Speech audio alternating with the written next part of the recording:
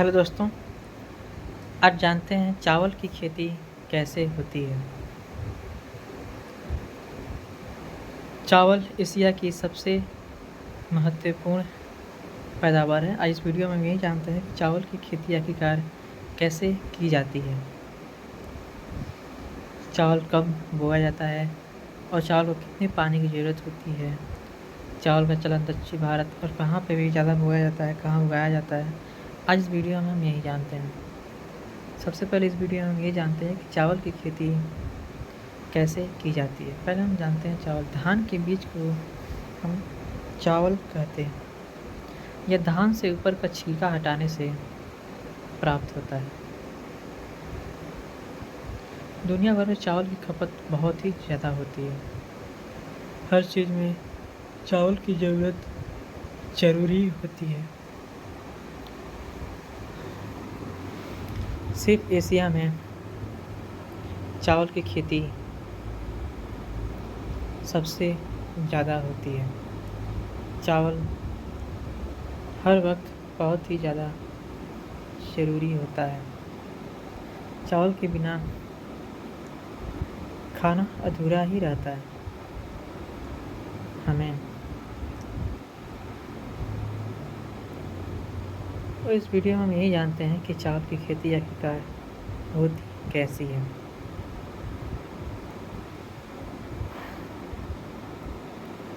चावल की खेती के बारे में बात करें तो चावल को पानी की ज़रूरत बहुत ही ज़्यादा होती है।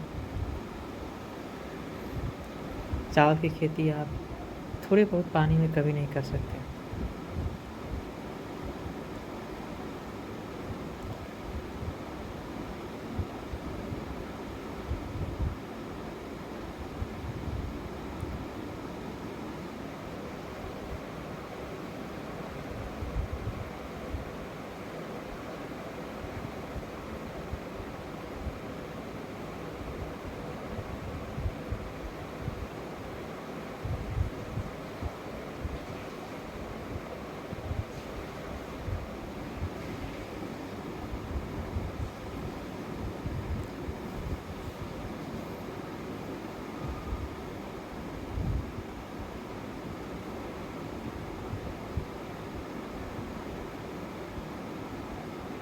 चावल की खेती, चावल संपूर्ण पूर्वी जगत में प्रमुख रूप से खाए जाने वाला अनाज है। भारत में भात, खिचड़ी सहित काफ़ी सारे पकवान बनते हैं। चावल का चलन दक्षिण भारत और पूर्वी दक्षिण भारत में उत्तर भारत से भी ज़्यादा अधिक है। दक्षिणी भारत की बात करें तो चावल की खपत बहुत ज़्यादा होती है, क्योंकि वो लोग चावल से हर चीज़ का सेवन करते हैं। इसे संस्कृत में वहाँ पे तंडुल कहा जाता है और तमिल में अरिसी कहा जाता है। इसे कभी कभी सड़स भी कहा जाता है, क्योंकि इनमें स्वाद के 6 प्रमुख रस मौजूद हैं। सांस्कृतिक हिंदी में बोले तो चावल को मुख्यतः भात भी कहा जाता है, लेकिन भात ज़्यादातर बहुत कम ही लोग इसे बोलते हैं।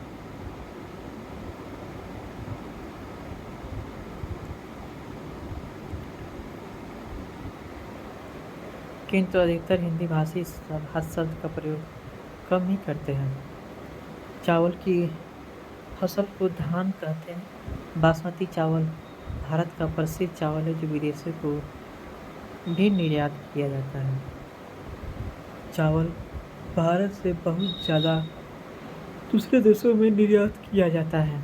चावल घास की प्रजाति ओरिजा सैटिवा या कम सामान्यतः ओरिजा ग्लोबेरिमा का बीज है।